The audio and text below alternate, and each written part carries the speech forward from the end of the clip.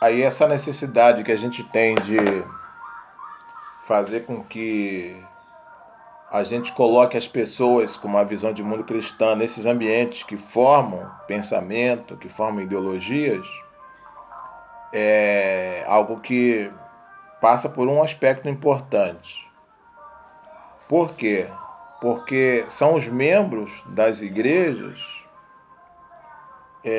que são atingidas pela pregação, né, pelo púlpito, e eles é que vão, através dessa pregação, fazer com que isso também tenha efeito no seu local de trabalho, de estudo, enfim. Então, na verdade, essa apologética pastoral, a doutrina bíblica, a pregação do evangelho, é que vai realmente fazer com que esse membro reproduza isso no seu local de trabalho, no seu local de ação, de estudo, enfim, seja ele qual for. Então é uma visão de mundo, é uma apologética que tem uma cosmovisão, mas que precisa realmente entrar nesses três pilares que formam uma visão de mundo majoritária. Outro aspecto importantíssimo da apologética é ver a apologética como martírio.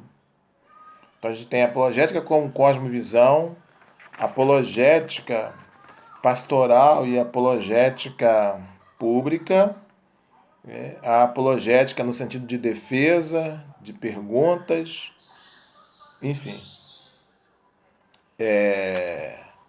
E agora a apologética como martírio. Como martírio. É interessante que quando eu penso o evangelho, eu penso em algo completamente ofensivo.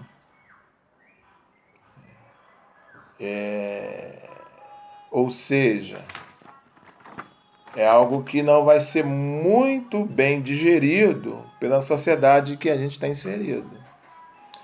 Então, pode ser que isso não traga boas coisas.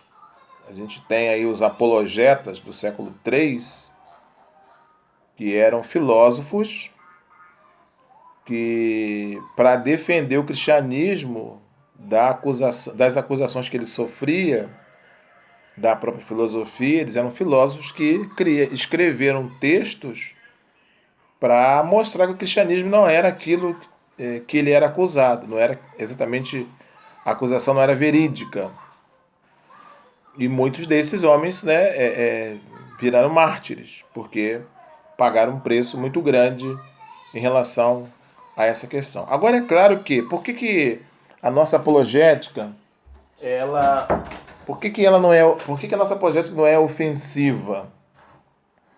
Porque a gente tem um evangelho ou uma teologia platônica, ou seja, dualista. Então a gente separa o mundo em sagrado e profano. Na área sagrada as coisas são perfeitas, são boas, na área profana as coisas não funcionam. E aí a gente deixa essa esfera dita profana para o secularismo cuidar dela. Então o secularismo vem atacar exatamente isso, de que nós somos um povo que espiritualiza a vida, que não se envolve com a vida de uma forma geral. Então, na verdade, o secularismo, ele mina, ele ataca, ele dilui o cristianismo, que não é bíblico. Ou seja, ele tem muita força, porque o evangelho que ele confronta é um falso evangelho. Então ele rejeita o evangelho naquilo que o evangelho na verdade não é. Então por isso que há essa questão dessa dificuldade de inserção da visão cristã, da apologia cristã nos outros ambientes da sociedade. Porque a forma como a gente trata o outro na sociedade, nessa divisão de sagrado e profano, faz com que já haja da parte dele uma repulsa. E na verdade o evangelho bíblico não trata dessa forma. Todas as esferas são esferas de Deus. Deus está no controle, não tem uma força paralela, nem o diabo, nem ninguém. Então, A gente, quando olha para esse evangelho, que vê o mundo, realmente esse mundo aion, sistema, como um sistema organizado para viver sem referencial de Deus, mas a gente vê o mundo cosmo, o mundo Tebel, o mundo Ecomonê, né? Olhando as outras esferas da criação de Deus como área de Deus, e aí a gente vai entender, não ameis o mundo, nem aquilo que no mundo há, e no outro texto a gente encontra Deus amou o mundo, ou seja, o que não deve ser amado? É o sistema que coloca Deus fora do lugar que é dele, mas não são as pessoas, não são as coisas que Deus criou. Então essa proposta de evangelho dualista, ela é muito ofensiva, porque ela já cria de forma pejorativa um grupo que está distante de Deus.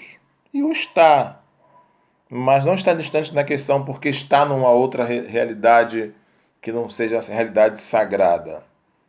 Então o evangelho mesmo, o secularismo, nem o pragmatismo, nem o materialismo consegue enfrentar, porque o evangelho não divide nada, né? O dinheiro não é do capitalismo, o dinheiro é para ser glorificado também é espiritual. Então a gente tem essa questão de uma defesa de uma apologética que pode gerar um martírio, né? Muito comum. Depois a apologética como política. Interessante que a ideia do Messias é uma ideia política, judaica política, que a gente tenta tirar, mas que é bíblico. O que não foi bíblico foi o que tem que ser entendido é a interpretação que os judeus davam desse messianismo político e que os discípulos deram. Mas é a ideia de governo, a ideia de um reino, de um governo. É claro que com as características bem diferentes das características do reino de um reino do mundo, mas é um governo, né? É uma questão polis, uma questão política. E por isso que a gente não tem muito isso. Não, o cristianismo político não. É assim, não é política partidária.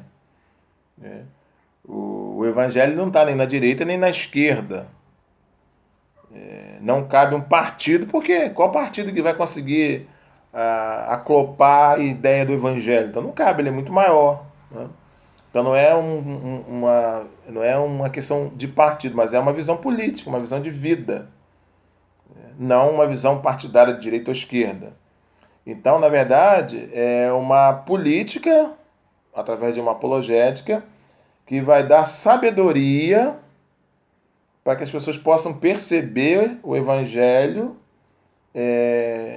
colocar isso de uma forma organizada, para isso dirigir a vida das pessoas, isso livrar as pessoas da idolatria. Então, na verdade,